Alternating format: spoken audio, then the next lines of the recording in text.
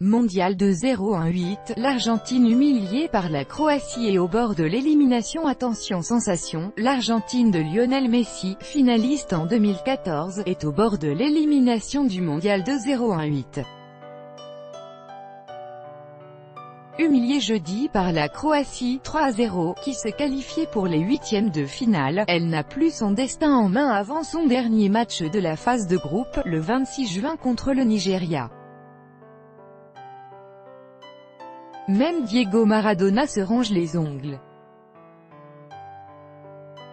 La star argentine, en tribune à Nijni Novgorod, a assisté impuissant à la défaite surprise de son pays, plombé par une relance gag de son peu souverain gardien Willy Caballero, immédiatement sanctionné par un but magnifique d'Antrebic, 53e, à 10 minutes du terme. Luka Modric a douché l'albi-céleste d'un autre but splendide, de loin, 80e, avant qu'Ivan Rakitic n'ajoute à l'humiliation dans le temps additionnel, à bout portant, 90-1, les Croates, déjà vainqueurs 2-0 face au Nigeria, se qualifient ainsi pour les huitièmes de finale. Quant aux Argentins, ils vont désormais devoir suivre de près les résultats de l'Islande, qui les a tenus en échec pour leur début, 1-1, et qui affronte vendredi le Nigeria.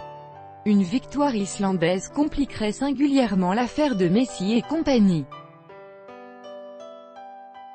Le milieu de terrain croate Luka Modric, après avoir inscrit le deuxième but de son équipe face à l'Argentine, le 21 juin 2018 à Nijni Novgorod, copyright AFP, Johannes Eisel. Mais que s'est-il passé? Après son nul surprise contre l'Islande, l'Argentine était déjà au pied du mur lors de cette Coupe du Monde débutée sans certitude ni repère collectif. Son sélectionneur, Jorge Sampaoli, avait fait des choix forts après ses débuts ratés, laissant notamment sur le banc les stars Angel Di Maria ou Marcos Rojo, au bénéfice de joueurs moins connus, Gabriel Mercado, Sevilla FC, ou Maximiliano Mezza, Independiente. Il risque de vite se retrouver sous le feu des critiques argentines, car ses choix n'ont pas franchement été payants. L'albi-céleste s'est procuré des occasions en début de match par Mezza, contré par Dejan Lovren, 13e, puis surtout par Enzo Pérez, auteur d'un invraisemblable raté, 30e, Messi, si seul. Mais les Argentins se sont vite éteints face à une Croatie qui, si elle n'a pas dans son effectif de Lionel Messi, dispose en revanche d'un peu tout ce qui manque à l'Argentine, un collectif cohérent, un milieu de terrain qui sait construire des actions, une défense qui a des repères collectifs et un gardien décisif.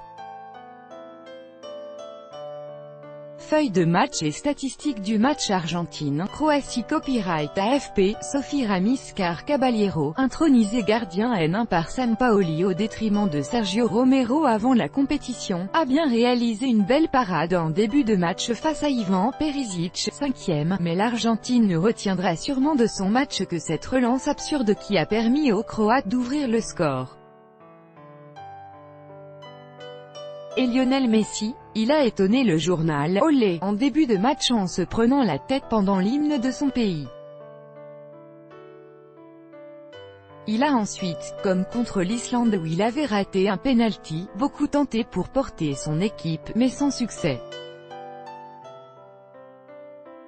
La comparaison est cruelle avec son grand rival Cristiano Ronaldo qui a permis à son Portugal de s'imposer mercredi contre le Maroc, 1-0, en inscrivant, déjà, son 4e but du mondial. À 30 ans, la Pulga dispute peut-être en Russie son dernier mondial.